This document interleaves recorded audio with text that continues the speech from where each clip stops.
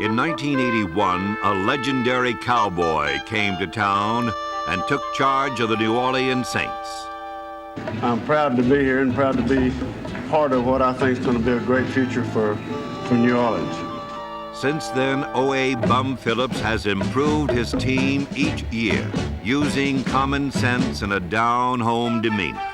Bum is the Will Rogers of NFL head coaches, a genuine good guy who even wears a white hat.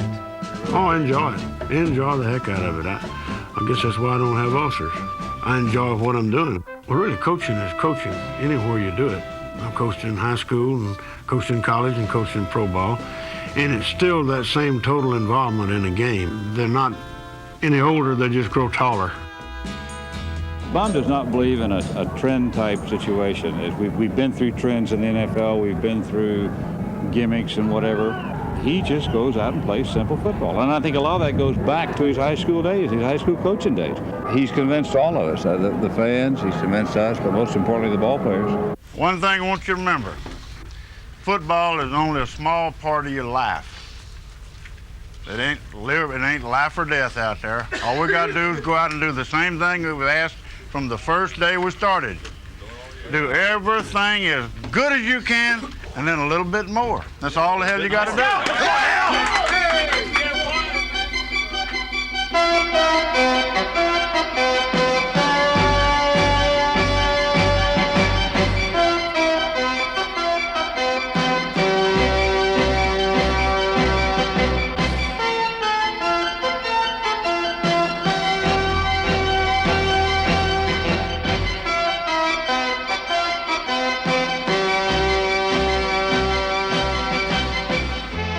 The Saints began 1983 by running over the St. Louis Cardinals.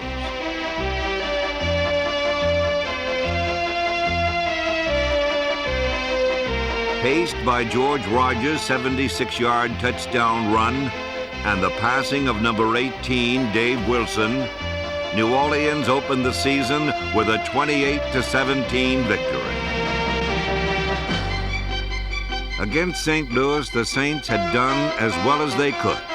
Now, with 15 games to go, they would have to do a little bit more.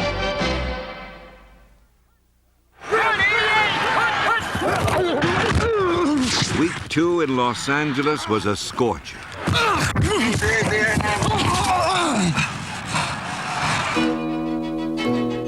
A smog alert and temperatures over 100 degrees made play almost unbearable. But the offensive line refused to wilt. Stan Brock, Louis Oubre, John Hill, Brad Edelman, Dave LaFari, Kelvin Clark, Jim Peterzak, Steve Court, and Leon Gray protected quarterback Ken Stabler with a passion.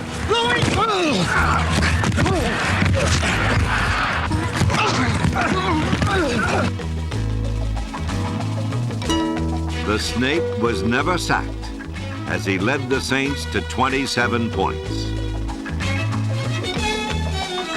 All afternoon, the battle raged in the simmering heat of smog-shrouded Anaheim Stadium.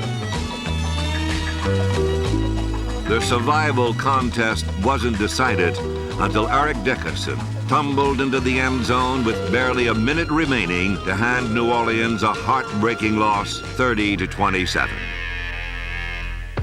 Back home, in a more friendly climate, the Saints revived. Down linemen Derlin Moore, Bruce Clark, Jim Wilkes, Reggie Lewis, Frank Warren, and Tony Elliott sacked Chicago Bear quarterbacks a club record 8 times on the way to setting a season sack record of 56. The defense also chipped in with a touchdown as Johnny Poe, number 25, took one of his 7 interceptions for the season in for a score. The Snake struck for 2 touchdown passes. One to sure-handed Hobie Brenner, number 85. The other, the speedy Kenny Duckett, number 83.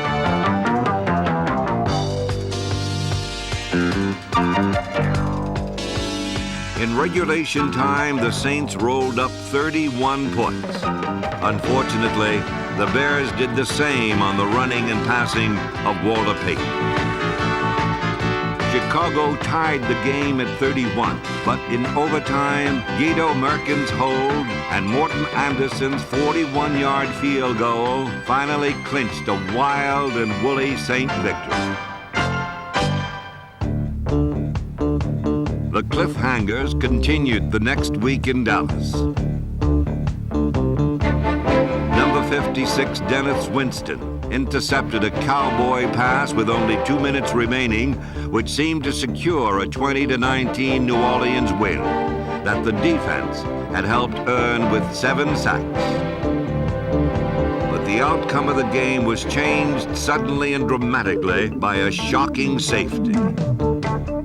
The Saints lost 21-20, but it was a defeat that built confidence, especially in a defense that was rapidly joining the league's elite. The secondary of Dave Waymer, Johnny Poe, Russell Gary, Frank Watlett, and Bobby Johnson would finish the season as the NFL's best against the pass.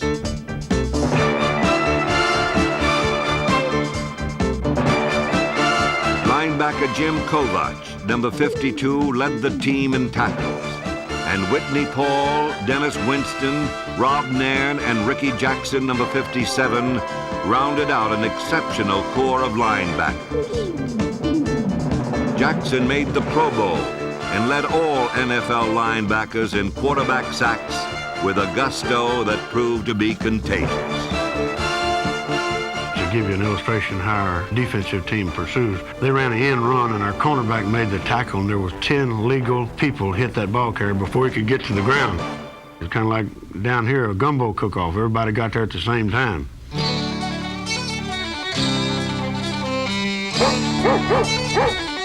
Each cook-off featured Bum's old-fashioned recipe for defense and a little something to wash it down.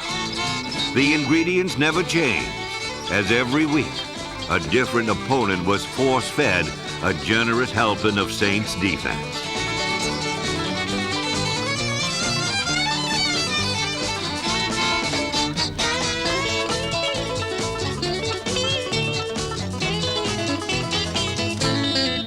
The New Orleans defense was the overwhelming sum of its many parts. And in 1983, for the first time in New Orleans history, it totaled up to the NFC's top-ranked defense. They hit together, and in Week 5, they won together, when number 73, Frank Warren, disarmed Dan Marino of the Dolphins, and number 98, Reggie Lewis, scampered in for 6. Miami was beaten 17-7. And suddenly, only one question was ringing throughout the body. Who that? Who that? Who that they gonna keep them Saints? Who that? Who that? In search of the answer, thousands of Saints fans marched into Atlanta for the season's 6th week. People here. Yeah, they're loud too. They let you know they're here. We may not outnumber them, but we out loud them. Tell you. The only thing louder than the New Orleans fans was the roar of the Saints defense.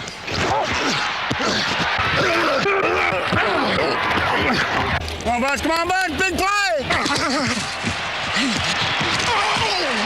that? Who that? Who that they gonna keep them Saints? Who that? Who that? 95. Oh, shoot, Jim. Hey, one thing, as long as they play black, that linebacker can't get the line. The Saints' offense got untracked in the second half when Kenny Stabler found Wayne Wilson for an easy touchdown.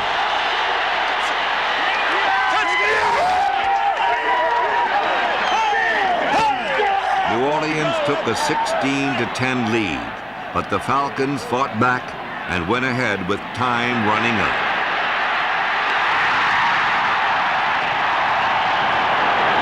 Only a minute 16 remaining in Atlanta. And that makes it exciting, don't it? The Falcons have taken the lead 17-16. Once again, the Saints were going down to the wire. Kenny Duckett, number 83, returned the kickoff to midfield. With a minute remaining and trailing by only 1 point, the Saints were thoroughly familiar with Kenny Stabler's penchant for fourth quarter heroics. Stay on him now! Stay on him, Bradley! All right!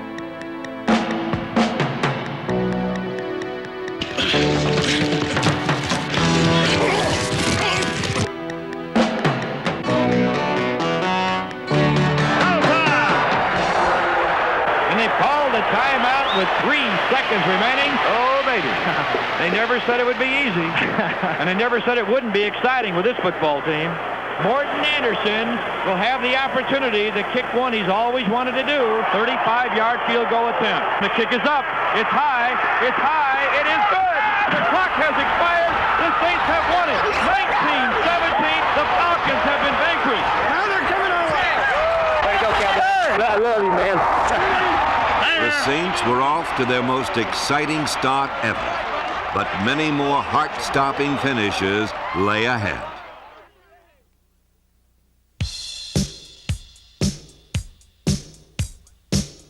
The Saints were flexing newfound muscle, and in Week 8 they took on the Tampa Bay Bucks.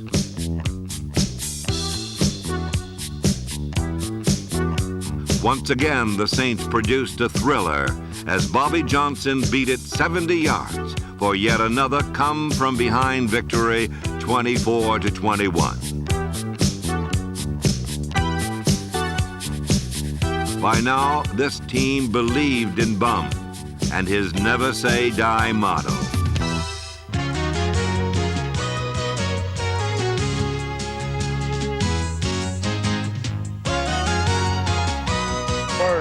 It's our sign, huh? It ain't over till the fat man spits. Are they talking about you? Is that? Oh, well. But it wasn't just Bum the Saints believed in. The New Orleans coaching staff was one of the NFL's finest. And at the season's halfway point, these men had led their team to the best start in New Orleans Saints history. They led the NFC West and were dancing their way to the playoffs. But New Orleans would not be able to waltz through the season's second half, and no one knew this better than the Saints lying in winter. Kenny Stabler had been down the playoff path before, and he was prepared to lead the way again with his quick, accurate passes.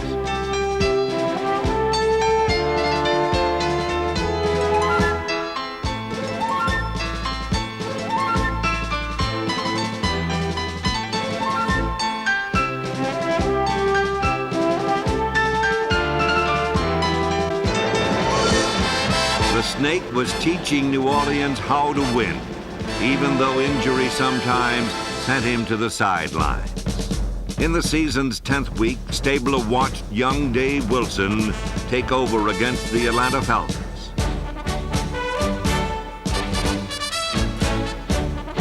Wilson passed for one score, and the defense threw a gumbo cook-off in the Falcon backfield. Then Wilson turned the game over to the infantry.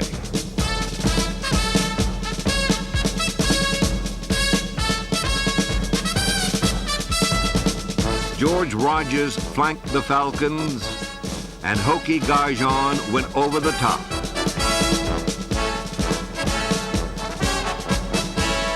Garjon scored twice and threw a crushing lead block on Wayne Wilson's touchdown run.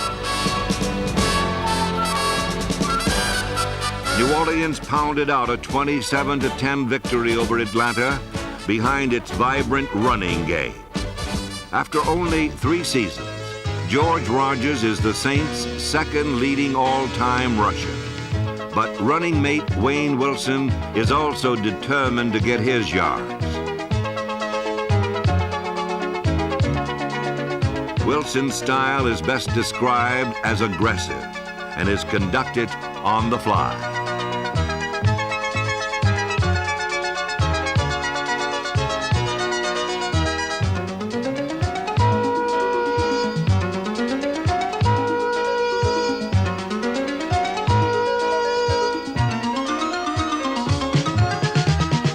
Robinson went airborne for 11 touchdowns in '83, but he was not the only New Orleans high flyer. All the Saint receivers could sky, including Hobie Brenner, John Tice, Jeff Groth, Lindsey Scott, Rich Marty, Eugene Goodlow, and a 6' 6" rookie, Tyrone Young.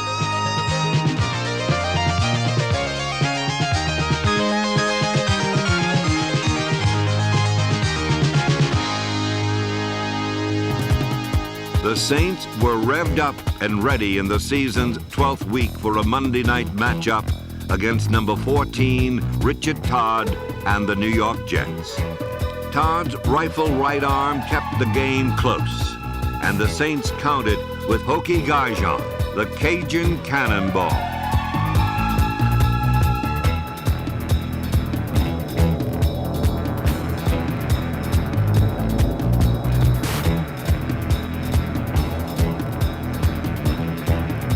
The offensive line dominated scrimmage, while Gajan and George Rogers ran the Saints into a fourth-quarter lead.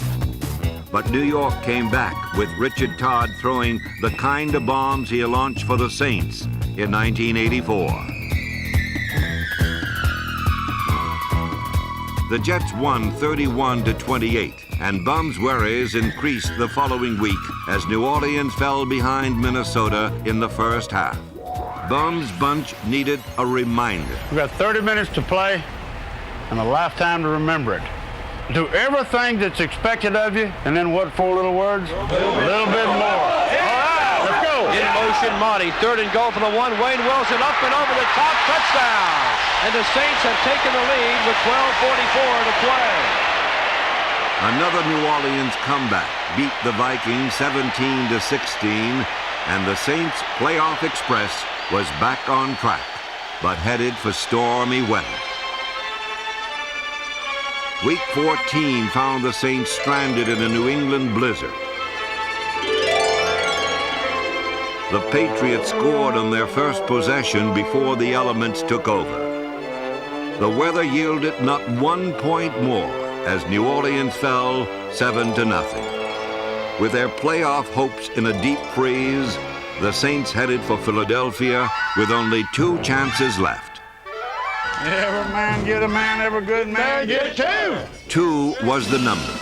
2 wins to make the playoffs, and the first winning season in Saints history.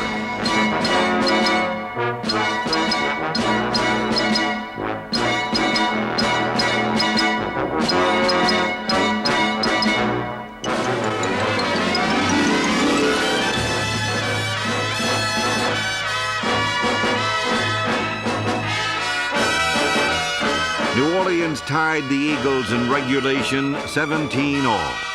Then, for the 3rd time in '83, Morton Anderson's strong left leg decided the issue, this time from 50 yards away. It is good, and the Saints win in overtime.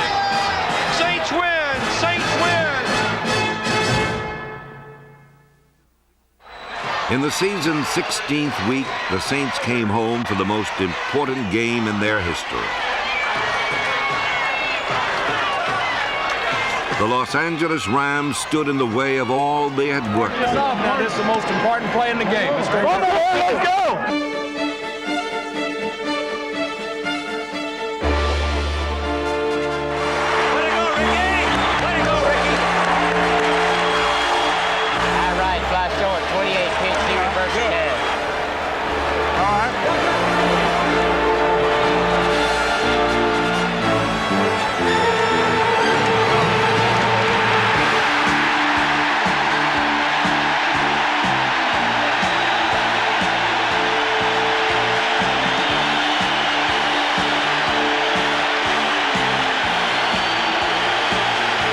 The Saints jumped to an early lead, then watched as the Rams stole it away.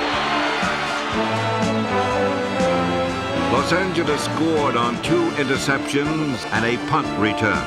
But by this time, the Saints' comeback character was firmly established, and they weren't about to quit now.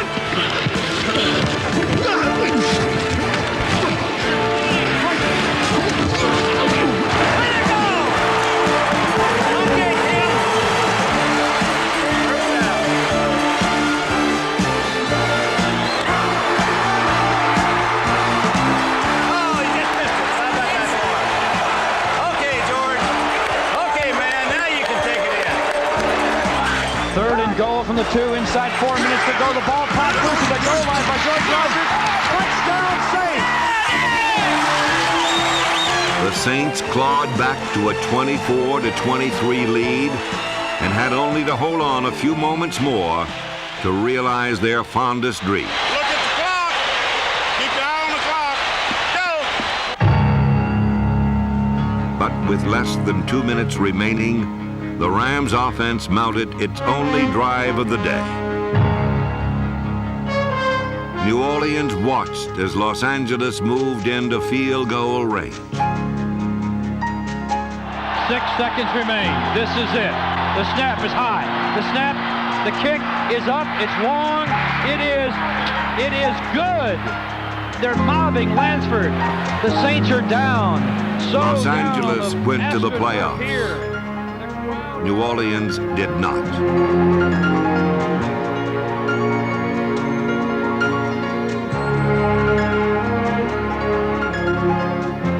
But despite the pain of the moment, New Orleans could still hold its head high. The Saints were 1-15 before Bum Phillips arrived.